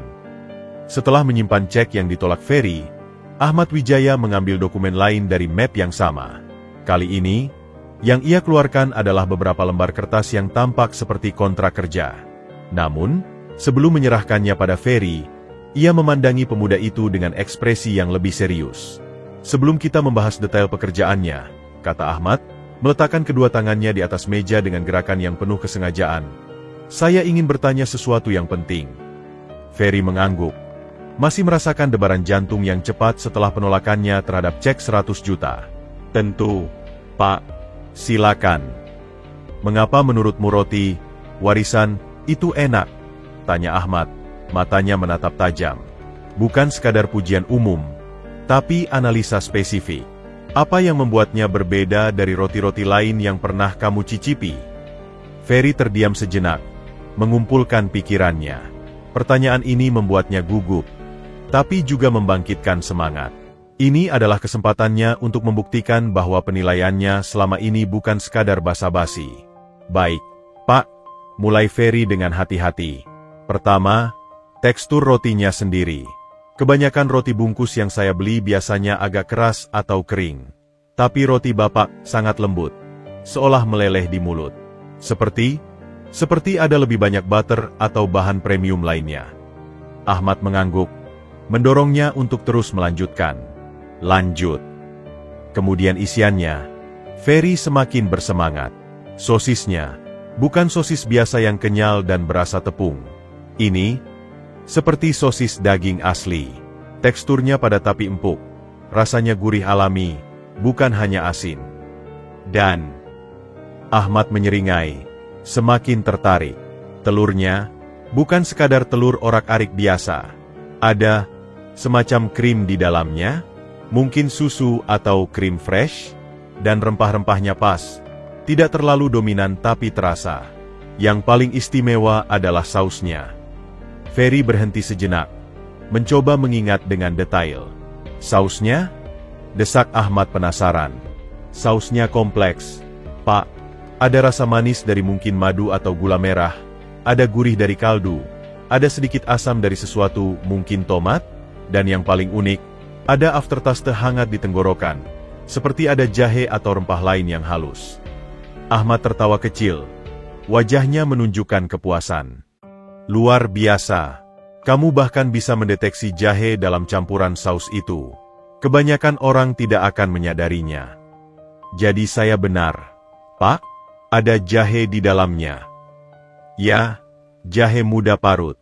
Itu rahasia keluarga untuk memberikan kehangatan dan depth pada rasa. Ahmad mengangguk-angguk. Impressed. Kamu memiliki palet yang alami, Ferry. Itu jarang ditemukan. Ferry tersipu malu. Saya hanya suka memperhatikan rasa, Pak. Sejak kecil ibu saya selalu bilang bahwa makanan yang enak adalah yang seimbang rasanya. Dan itulah yang kami butuhkan, kata Ahmad dengan tegas. Kami butuh orang yang bisa memberikan umpan balik jujur seperti itu. Bukan sekadar bilang, enak, atau tidak enak, tapi bisa menganalisa mengapa enak, apa yang kurang, dan bagaimana memperbaikinya. Dia kemudian menyodorkan dokumen yang ada di tangannya. Ini adalah kontrak kerja untuk posisi Quality Control Assistant di Divisi Pengembangan Produk. Gaji awalnya 5 juta per bulan, dengan masa probation 3 bulan. Ferry menerima dokumen itu dengan tangan gemetar. 5 juta, jumlah yang bagi sebagian orang mungkin biasa, tapi baginya adalah rezeki yang tak terduga. Dengan gaji segitu, ia bisa menyewa kamar kos yang layak, membantu keluarga, dan masih bisa menabung. 5 juta? Gumamnya tak percaya. Itu baru awal, kata Ahmad. Setelah probation, akan naik menjadi 7 juta. Dan ada benefit lain, asuransi kesehatan, tunjangan transportasi, bonus tahunan.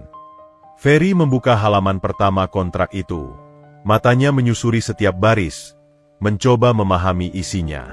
Tapi pikirannya masih berkabut. Sulit mempercayai bahwa semua ini benar-benar terjadi. Bapak, saya. Ferry mencari kata-kata. Saya tidak punya pengalaman di bidang ini. Pendidikan saya hanya SMA. Apakah saya benar-benar layak? Ahmad menghela napas. Ferry, izinkan saya jujur. Di perusahaan ini, saya punya puluhan staf dengan gelar S1, bahkan S2. Tapi yang tidak mereka miliki adalah kepekaan rasa sepertimu dan integritas seperti yang sudah kamu tunjukkan. Dia berjalan mendekati Ferry dan menepuk pundaknya.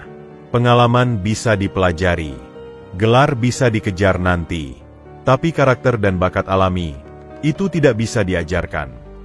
Ferry melihat kembali ke kontrak di tangannya. Ini adalah kesempatan yang selama ini ia impikan.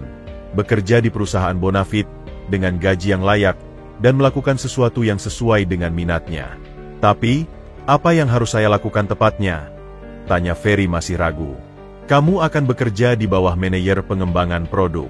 Tugasmu adalah mencicipi produk-produk baru, memberikan feedback detail seperti tadi, membantu dalam uji rasa, dan kadang ikut dalam riset pasar. Ahmad menjelaskan dengan sabar.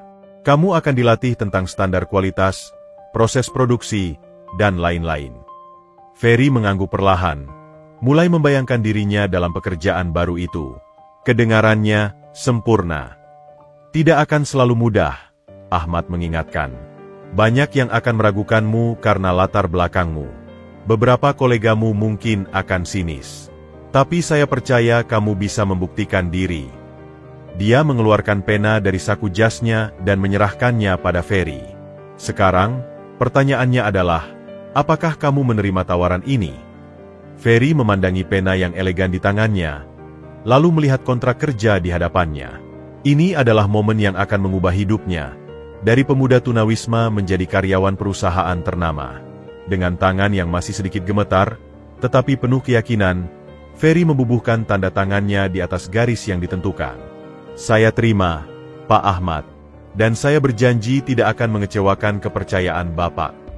Saat ia menyerahkan kembali kontrak yang sudah ditandatangani, Ferry merasa seperti baru saja melangkah ke babak baru dalam hidupnya. Dan untuk pertama kalinya dalam setahun terakhir, ia merasa punya harapan untuk masa depan. Setelah menandatangani kontrak kerja, Ferry diantar oleh Devi ke lantai bawah untuk proses administrasi. Ruang HRD terasa begitu asing baginya. Komputer canggih, printer yang bekerja dengan senyap, dan staf-staf profesional yang serba cepat dan efisien. Setiap dokumen yang ia tanda, setiap formulir yang ia isi, terasa seperti bagian dari mimpi yang terlalu indah untuk menjadi kenyataan. Tuan Ferry, untuk bagian alamat tinggal. Kata petugas HRD yang membantu prosesnya, suaranya terdengar ragu saat melihat data yang kosong. Ferry tersipu malu. Saya sedang dalam proses pindah tempat tinggal. Bisakah ini diisi nanti? Petugas itu melihat Devi yang berdiri di samping Ferry. Devi memberikan anggukan halus. Bisa, Tuan Ferry. Anda bisa melengkapinya minggu depan. Proses berlanjut. Tapi Ferry mulai merasa tidak nyaman. Kebohongan kecilnya tentang alamat tinggal membuatnya gelisah. Bagaimana mungkin ia bisa mengisi alamat jika ia tidak punya tempat tinggal? Tidur di bawah jembatan jelas bukan alamat yang bisa ia berikan. Setelah semua proses selesai, Devi menyerahkan sebuah kartu akses dan surat penugasan pada Ferry. Anda mulai bekerja besok, jam 8 pagi. Jangan terlambat. Ferry mengucapkan terima kasih dan berjalan keluar dari gedung megah itu dengan perasaan campur aduk. Di tangannya, ia memegang kontrak kerja yang bisa mengubah hidupnya. Tapi di kepalanya, bertaburan keraguan dan pertanyaan. Apakah aku pantas mendapatkan ini? Gumamnya saat berjalan menuju halte bus. Aku hanya kebetulan saja membeli roti dari CEO yang sedang menyamar. Pikiran-pikiran itu terus menghantuinya selama perjalanan pulang. Jika bisa disebut pulang, mengingat ia tidak lagi punya tempat untuk pulang. Saat turun dari bus, ia langsung menuju ke bawah jembatan di mana ia tidur semalam. Tempat itu masih sama, berantakan, bau, dan dipenuhi oleh orang-orang yang nasibnya mungkin tidak seberuntung dirinya. Loh, sudah kembali? Sapa gelandangan tua yang kemarin memberinya kardus. Pagi tadi kamu pergi dengan tergesa-gesa. Kukira kamu dapat kerja. Ferry tersenyum getir. Sebenarnya, saya memang dapat kerja, Pak. Wajah pria tua itu berbinar. Wah, selamat. Di mana? Kerja apa? Ferry duduk di samping pria tua itu, menatap kontrak kerja di tangannya. Di PT Sentra Rasa Sejahtera, sebagai Quality Control Assistant. Wah, perusahaan besar itu. Gajinya pasti gede.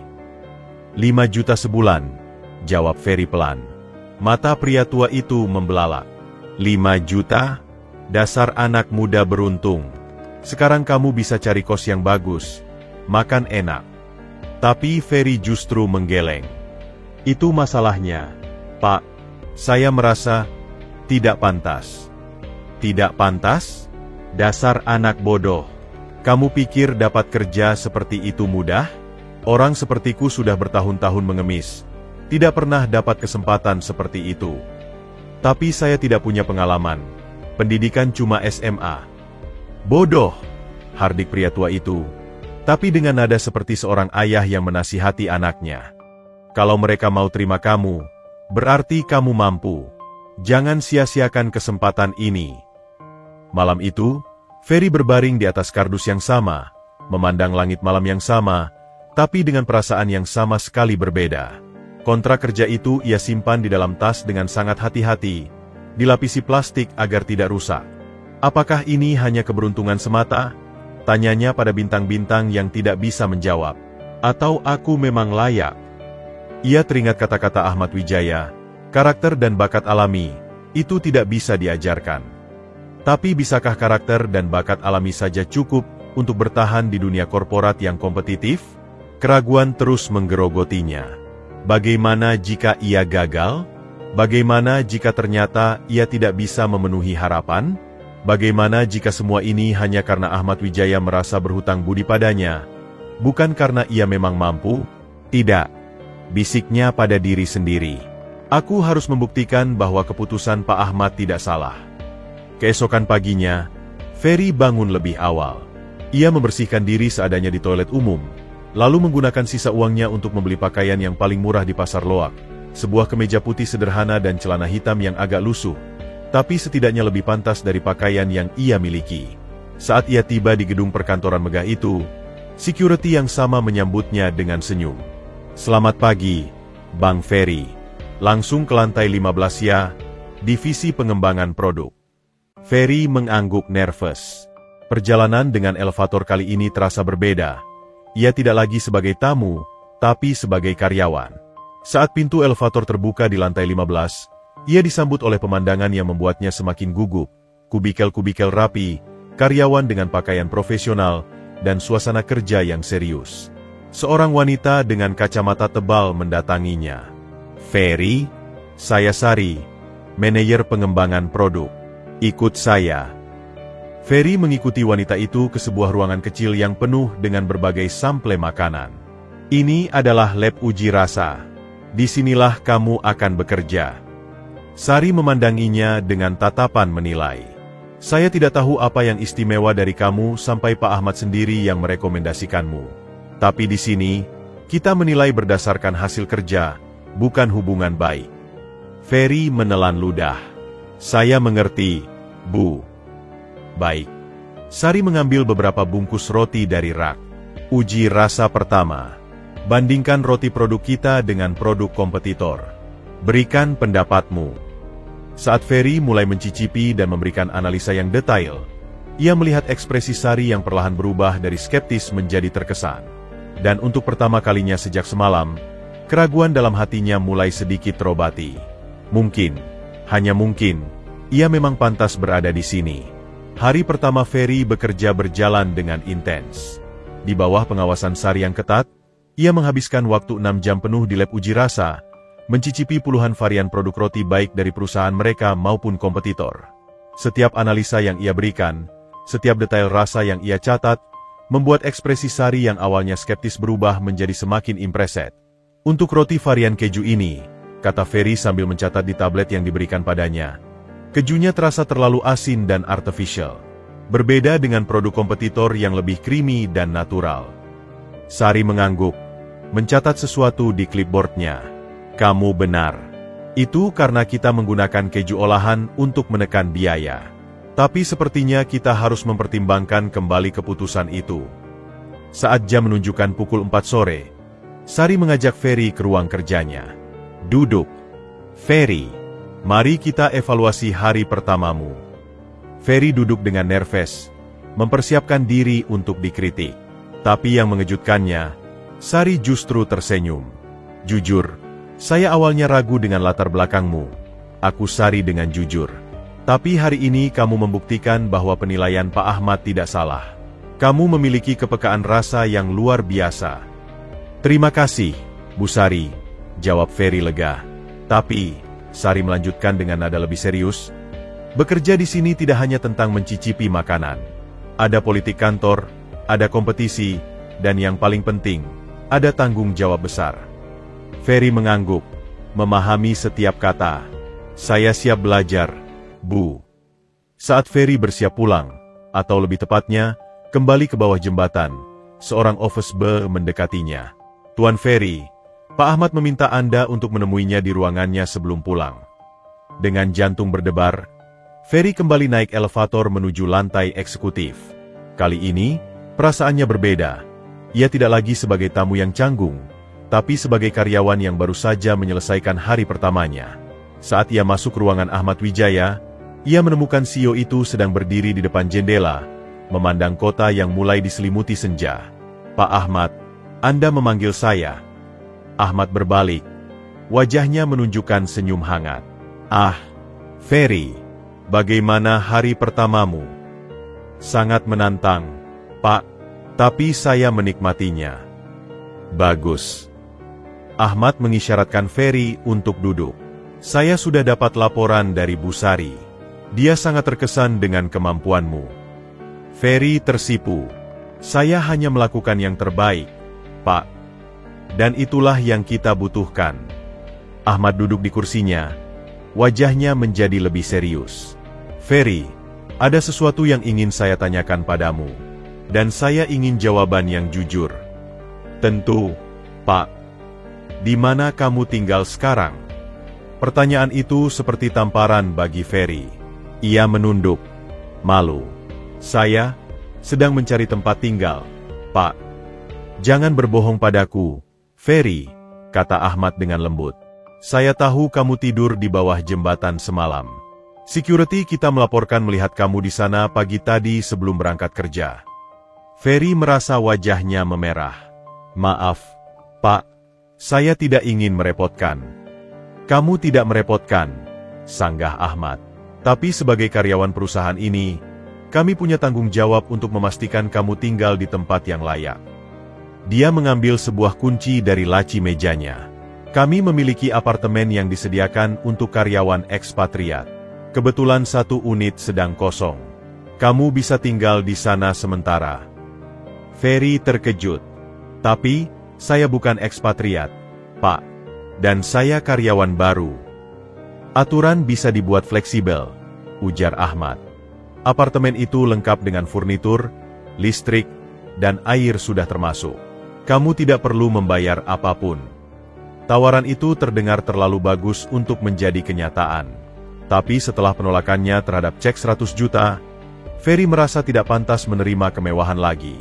"Pak, saya sangat menghargai tawaran ini," kata Ferry hati-hati. "Tapi apakah tidak ada opsi lain yang lebih wajar? Mungkin perusahaan bisa memotong gaji saya untuk sewa tempat yang sederhana." Ahmad mengamati Ferry dengan penuh minat. "Mengapa kamu selalu menolak kemudahan yang diberikan, Ferry?" "Karena saya ingin merasa pantas, Pak," jawab Ferry dengan jujur. "Jika saya menerima terlalu banyak tanpa usaha, rasanya seperti saya tidak benar-benar berhak atas semua ini." Ahmad terdiam sejenak, lalu tiba-tiba tertawa. "Ferry, kamu terus membuat saya terkesan. Kebanyakan orang akan langsung menerima tawaran apartemen mewah. Tapi kamu justru memilih jalan yang lebih sulit." Dia berdiri dan berjalan mendekati Ferry. "Baik, saya menghargai prinsipmu. Tapi sebagai CEO, saya tidak bisa membiarkan karyawan saya tinggal di bawah jembatan. Itu adalah risiko reputasi untuk perusahaan." Ahmad berpikir sebentar. "Bagaimana jika kita buat perjanjian? Kamu bisa tinggal di apartemen itu selama 3 bulan, masa probation MU. Selama itu, kamu tidak membayar sewa. Setelah 3 bulan, jika kamu diangkat menjadi karyawan tetap, kita akan negosiasi lagi soal sewa. Apakah itu adil?" Ferry mempertimbangkan tawaran itu. 3 bulan tanpa beban sewa akan memberinya kesempatan untuk menabung dan membantu keluarganya. Dan jika ia berhasil melewati masa probation, ia akan punya cukup uang untuk menyewa tempat sendiri. "Itu sangat baik, Pak. Tapi saya punya satu permintaan lagi." "Apa itu?" "Bisakah saya membawa barang-barang saya yang masih tersimpan di kos sebelumnya? Saya harus meninggalkannya karena diusir. Tapi pemilik kos bilang akan menyimpannya selama seminggu." Ahmad tersenyum lega. "Tentu, Ferry. Mari kita ambil barang-barangmu sekarang. Saya akan antar kamu sendiri." "Bapak sendiri?" Ferry terkejut. "Kenapa tidak?" Ahmad mengangkat bahu. Saya ingin melihat tempat di mana kamu dulu tinggal. Itu akan membantu saya memahami kamu lebih baik. Perjalanan menuju kos feri yang lama diwarnai dengan keheningan yang nyaman. Saat mereka tiba di lorong sempit di mana kos feri berada, Ahmad melihat sekeliling dengan penuh perhatian. "Disinilah kamu tinggal?" tanyanya pelan. "Iya, Pak. Hanya kamar kecil. Tapi dulu itu cukup untuk saya." Mereka mengambil barang-barang feri yang hanya terdiri dari satu tas ransel dan sebuah kardus berisi buku-buku. Pemilik kos terkejut melihat Ferry kembali dengan seorang pria berjas mewah dan mobil mewah. Saat mereka tiba di apartemen yang ditawarkan, sebuah unit yang modern dan lengkap di lantai 15, Ferry hampir tidak percaya dengan matanya sendiri. Tempat itu jauh lebih mewah dari yang ia bayangkan. "Tinggallah di sini dengan baik, Ferry," kata Ahmad sambil menyerahkan kunci. "Dan ingat, ini bukan hadiah. Ini investasi perusahaan pada potensimu." Setelah Ahmad pergi, Ferry berdiri di tengah ruang tamu yang luas, memandangi pemandangan kota dari balkon. Dari tidur di bawah jembatan ke apartemen mewah dalam waktu 24 jam, perubahannya begitu drastis hingga membuatnya pusing. Tapi kali ini, keraguan dalam hatinya sudah berkurang. Ia mungkin mendapat kesempatan ini karena keberuntungan, tapi ia akan membuktikan bahwa ia pantas mempertahankannya dengan kerja keras. Dan malam itu, untuk pertama kalinya dalam seminggu terakhir, Ferry tidur di tempat yang layak, dengan harapan baru dan tekad yang membara. Matahari pagi menyinari wajah Ferry melalui jendela apartemen yang luas. Untuk pertama kalinya dalam seminggu terakhir, ia bangun dengan perasaan segar dan tubuh yang tidak kaku. Kasur yang empuk, bantal yang wangi, dan selimut yang hangat, semua terasa seperti kemewahan yang tak terbayangkan baginya. Ia duduk di tepi tempat tidur, memandangi kamar yang luas dan bersih. Masih sulit mempercayai bahwa ini adalah tempat tinggalnya sekarang, meski hanya sementara. "Ini nyata," bisiknya pada diri sendiri sambil meraba-raba dinding yang dingin. "Ini benar-benar nyata." Setelah mandi air hangat, kemewahan lain yang sudah lama tidak ia rasakan, Ferry mengenakan kemeja barunya yang sederhana dan bersiap untuk hari keduanya bekerja. Saat ia berdiri di depan cermin di kamar mandi yang bersih dan modern, ia melihat perubahan halus pada dirinya. Matanya yang biasanya lesu kini memiliki sedikit cahaya, bahunya tidak lagi membungkuk, dan ada senyum kecil di sudut bibirnya. Perjalanan ke kantor pagi itu terasa berbeda. Ia tidak lagi merasa seperti penyusup yang tidak pantas berada di lingkungan mewah itu. Saat ia melangkah masuk lobi gedung, security yang sama menyapanya dengan ramah. "Pagi, Bang Ferry, semangat kerjanya hari ini." Ferry membalas salam dengan percaya diri yang baru ditemukannya. "Pagi, Pak. Terima kasih." "Sama-sama." Di lantai 15, suasana sudah ramai dengan aktivitas kerja. Beberapa rekan sekantor meliriknya saat ia berjalan menuju kubikel kecil yang telah disediakan untuknya. Ferry bisa merasakan bisikan-bisikan dan tatapan penasaran. Tapi kali ini ia memilih untuk tidak terlalu memikirkannya. "Ferry," panggil Bu Sari dari pintu kantornya. "Bisa masuk sebentar?" Ferry mengikuti wanita itu ke dalam ruangan. Di sana, sudah ada dua orang lain. Seorang pria muda dengan kemeja necis dan dasi sempurna, serta seorang wanita dengan blazer merah dan ekspresi tajam. "Ferry, perkenalkan ini Babka Rendra, Senior Product Developer, dan Ibu Maya, Marketing Manager," kata Sari.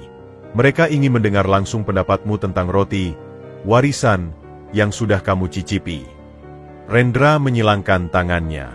"Jadi kamu yang menyebabkan kami harus mengulang seluruh proses pengembangan produk," katanya dengan nada sedikit sinis.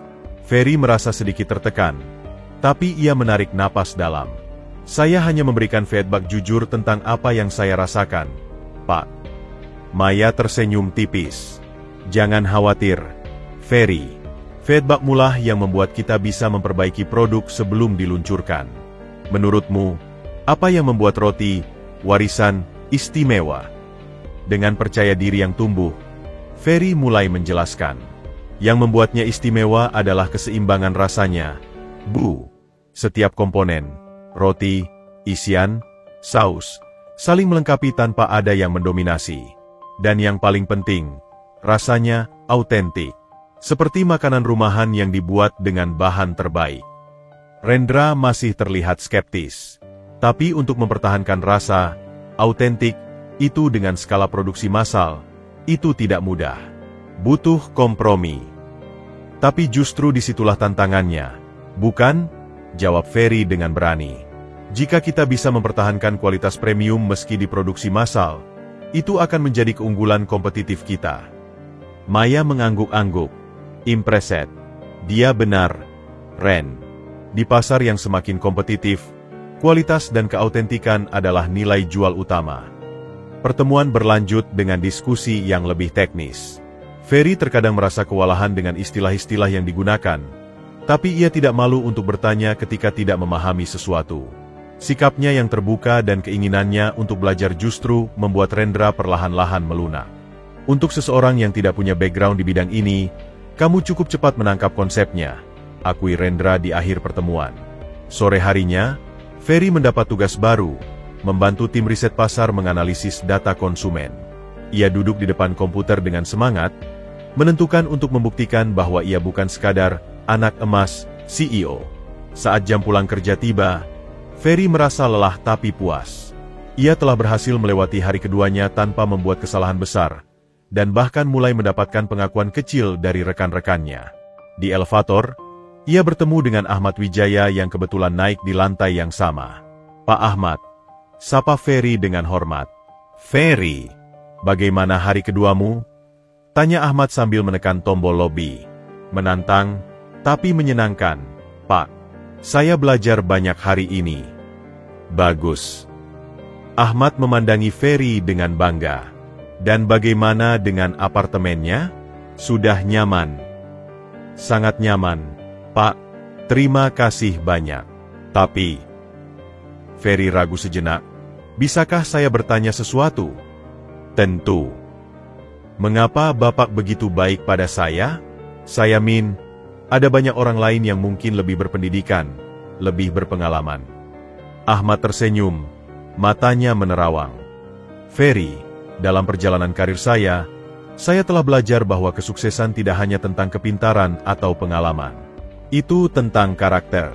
Dan kamu telah menunjukkan karakter yang langka. Elevator sampai di lobi. Sebelum berpisah, Ahmad menepuk pundak Ferry. Jangan pernah meragukan dirimu, Ferry. Kamu ada di sini karena kamu pantas. Titik.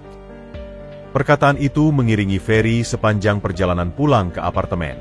Saat ia memasuki unitnya yang kini sudah terasa seperti rumah, ia menyadari bahwa ini adalah awal yang sesungguhnya, bukan hanya untuk karirnya, tapi untuk hidupnya. Malam itu, ia menelepon ibunya untuk pertama kalinya dari apartemen barunya. Dengan bangga, ia bercerita tentang pekerjaan barunya, tentang apartemen yang disediakan perusahaan, dan yang paling penting, ia bisa mengirimkan uang yang cukup untuk biaya pengobatan adiknya dan kebutuhan keluarga lainnya. Alhamdulillah, Nak, kata ibunya dengan suara bergetar bahagia.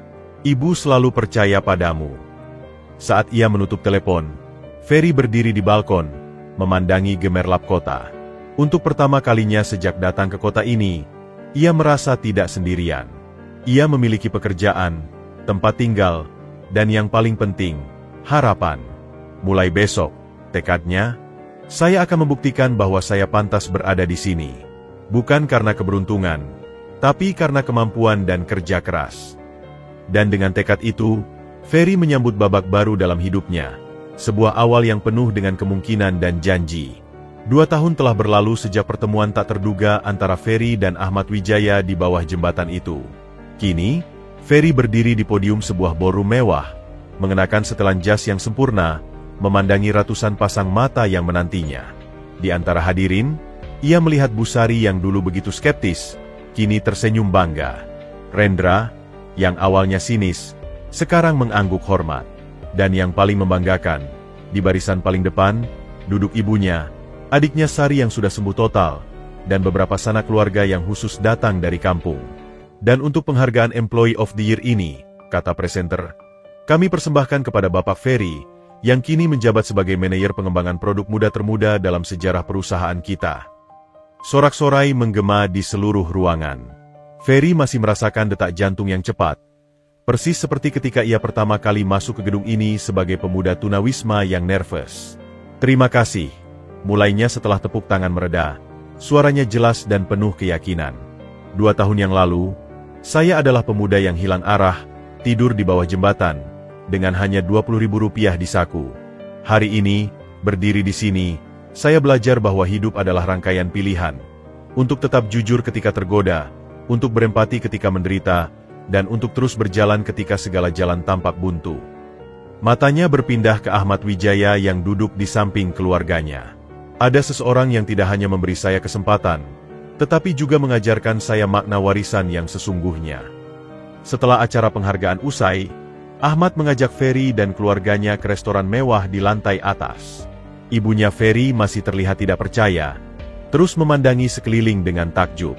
"Pak Ahmad," kata ibu Ferry dengan suara bergetar, "saya tidak tahu bagaimana cara berterima kasih. Anda telah mengubah hidup anak saya, hidup keluarga kami." Ahmad tersenyum hangat. Ibu yang harus berterima kasih, karena telah membesarkan anak dengan karakter sehebat Ferry. Perusahaan ini butuh lebih banyak orang seperti dia. Saat dessert disajikan, Ahmad menatap Ferry dengan serius. "Ferry, kamu ingat percakapan kita 2 tahun yang lalu? Tentang roti, warisan?" "Tentu saja, Pak. Itu yang mengubah segalanya.